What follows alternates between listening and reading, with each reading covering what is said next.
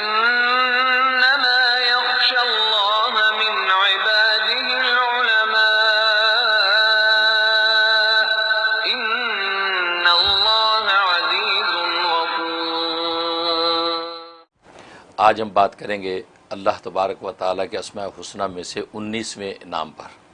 اور وہ الفتاح۔ الفتاح کا معنی ہے سب کے لیے رحمت کے دروازے کھولنے والا،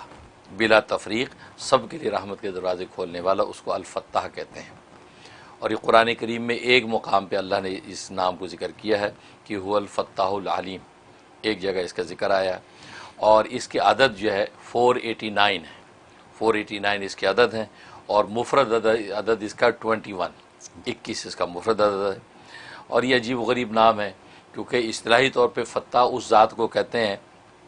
کہ جو لوگوں کے درمیان عدل و انصاف کے ساتھ فیصلہ کرنے والا ہو، اس کو فتاح کہتے ہیں۔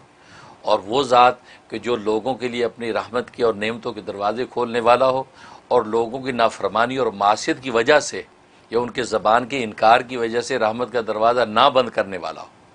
سبحان اللہ۔ ہاں، بند نہیں کرتا دروازہ، کھولتا تو کھلا رہتا ہے، تو وہ ہر ایک کو وہاں سے بلا تفریق نوازتا ہے۔ چنانچہ ابن قیم رحمہ اللہ تعالی لکھتے ہیں کہ فتح جو فتح سے ہے، اور فتح کی دو قسمیں ہیں، ایک فتح حکمی ہے اور ایک فتح قدری ہے۔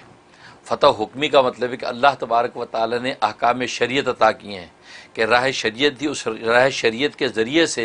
اللہ تبارک و تعالی اپنی رحمت اور نعمت کے دروازے کھولتا ہے۔ چنانچہ اس راہ شریعت پہ جو چلتا چلا جاتا ہے اس کے لیے مخصوص دروازے رحمت کے کھلتے رہتے ہیں۔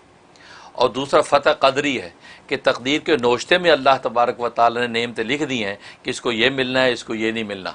لہذا وہ قدرت کے اعتبار سے تقدیری فیصلے ہیں کہ وہ نعمتیں ملنی ہیں، بھلے فرما بردار ہے بھلے نافرمان ہے، بھلے شریعت پہ چلنے والا ہے بھلے نہیں چلنے والا، وہ ہر حال میں اللہ تبارک و تعالی اس کو نعمتیں عطا کرتا ہے۔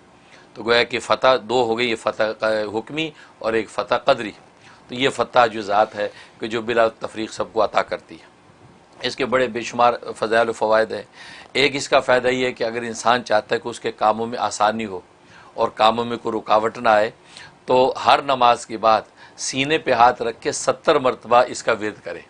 یا فتاح ہو یا فتاح ہو کر کے 70 مرتبہ ورد کر کے اب ہاتھ اٹھا کے دعا کر لے۔ اگر آلریڈی کوئی کام رکے ہوئے ہیں تو وہ آسانی سے طے ہو جائیں گے، اور یا یہ کہ آئندہ کوئی کام کرنے ہوں تو ان میں کوئی رکاوٹ نہیں آئے گی، تو اس سے اس کو نفع پہنچے گا۔ سبحان اللہ۔ اور دوسرا فائدہ ہے کہ اگر انسان چاہتا ہے کہ اس کا دل جو ہے وہ اللہ تبارک و تعالیٰ کی عبادت اور اس کی راہ شریعت کے لیے کھل جائے اور دین پر چلنا آسان ہو جائے، تو اس کے لیے شرح صدر اللہ تبارک و تعالیٰ اس نام کے ذریعے سے عطا کرتے ہیں کہ فجر کی نماز کے بعد انسان اپنے سینے پہ ہاتھ رکھ کے جو ہے وہ 101 مرتبہ اس کا ورد کر کے اپنے سینے پہ دم کرے اور اس کے بعد دعا کر لے، تو اللہ تبارک و تعالیٰ اس کے لیے دین پر چلنا آسان کر دیتے ہیں، عبادت کا ذوق اور عبادت اس کے لیے آسان کر دیتے ہیں۔ کیونکہ عام طور پر لوگوں کی شکایت ہوتی ہے کہ دل نہیں لگتا عبادت میں، نماز کو جی نہیں چاہتا، تو یہ یا فتاح سے فائدہ اٹھائیں۔ اور اس میں یہ کہ اگر نماز نہیں بھی پڑھ رہا پھر بھی فجر کے وقت میں سینے پہ ہاتھ رکھ کے یہ 101 دفعہ دم کرنا شروع کر دیں،